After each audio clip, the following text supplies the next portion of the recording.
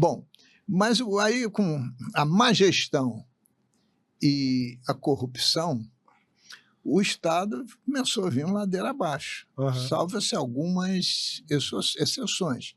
Não vou aqui nominar, Sim, perfeito. mas diversos governadores presos, escândalos em cima de escândalos, que continuam até os tempos atuais.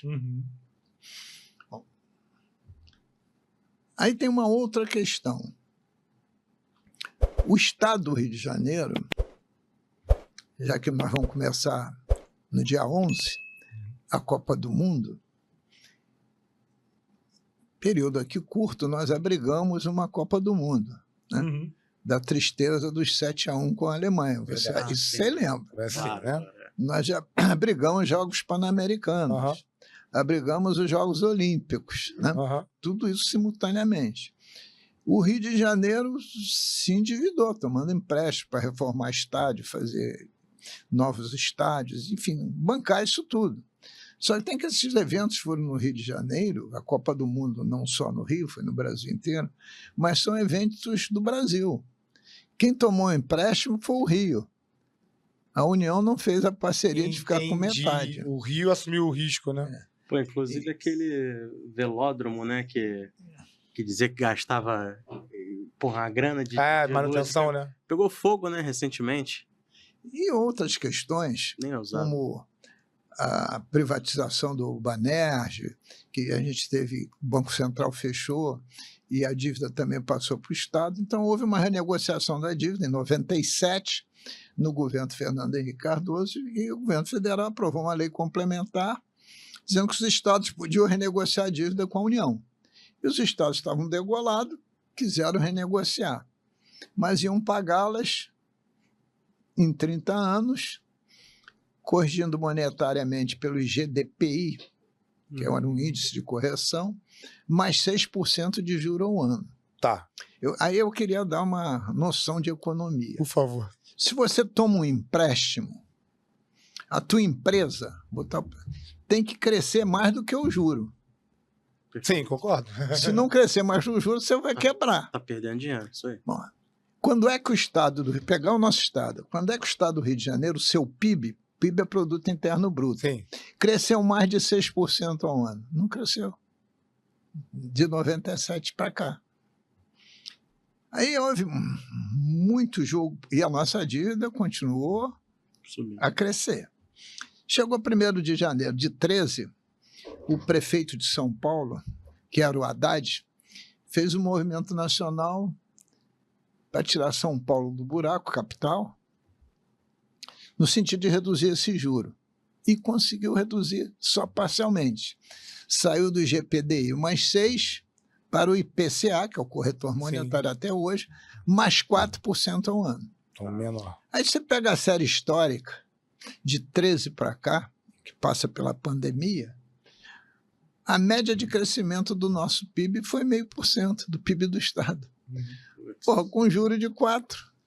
Conclusão, hoje, a nossa dívida com a União chega na bagatela de 230 bilhões de reais. Estou falando bilhões. Dá praticamente 2 orçamentos anuais do Estado. Anuais. O orçamento está na hora numa empresa que é de 115, 120. O comprometimento da receita, de dívida sobre a receita é 200%, né? Bom, essa é a situação. O orçamento de 2026 foi aprovado na Assembleia. Posso voltar antes de você entrar na página do orçamento de 2026? Esse crescimento de 0,5% do nosso PIB do Estado, primeiro... Médio.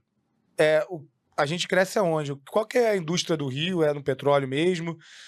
Essa variação de PIB do Rio de Janeiro se dá em quê? Bom, primeiro que o Rio de Janeiro se desindustrializou.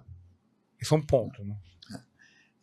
Ele passou a ser um estado não produtor e grandemente consumidor.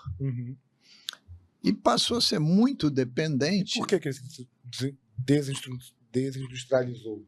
Desindustrializou pelo seguinte: passou a ter no Brasil o que a gente chama de guerra fiscal. Tá. Quem desse mais incentivo fiscal levava a indústria para a sua base. A gente entrou nessa competição, né? Hoje, engenheiro de hoje, a gente tem de gasto tributário e incentivo fiscal algo como 22 bilhões de reais por ano.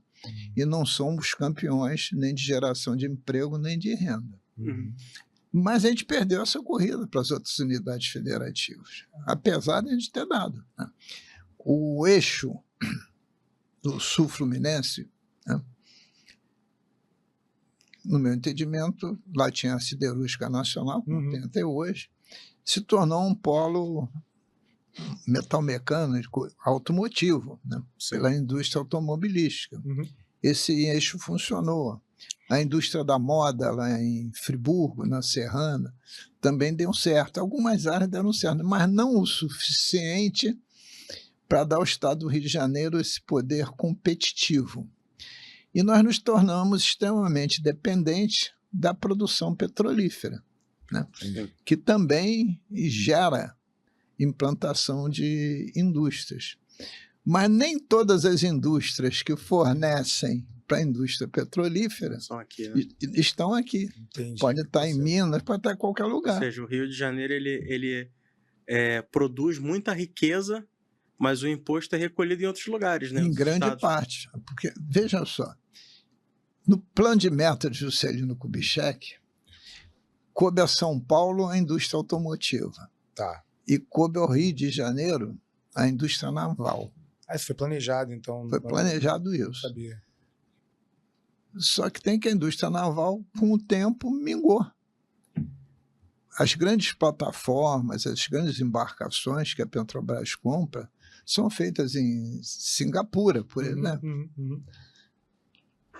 Então, houve essa retração industrial. Então, nossa fonte de serviço maior ficou sendo serviços, passamos a ser um Estado consumidor, e é claro que ainda é uma parcela dessa da indústria, mas muito mais a indústria petrolífera, apesar de ter também automobilística, ter moda, ter algumas pequenas outras produções industriais. E houve um processo também de desindustrialização do Brasil como um todo. São Paulo perdeu muito poder. Santa Catarina, ao contrário, cresceu muito. Porque a economia também ficou globalizada. Galera, eu vou explicar pra vocês o que vocês têm que fazer depois de ver esse vídeo, ó.